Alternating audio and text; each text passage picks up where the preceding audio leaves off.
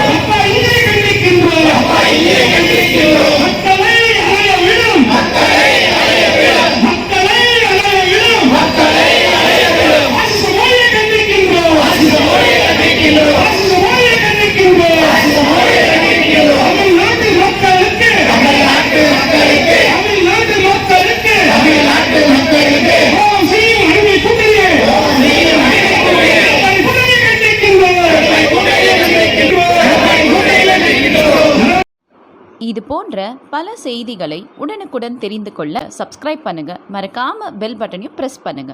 Thank you.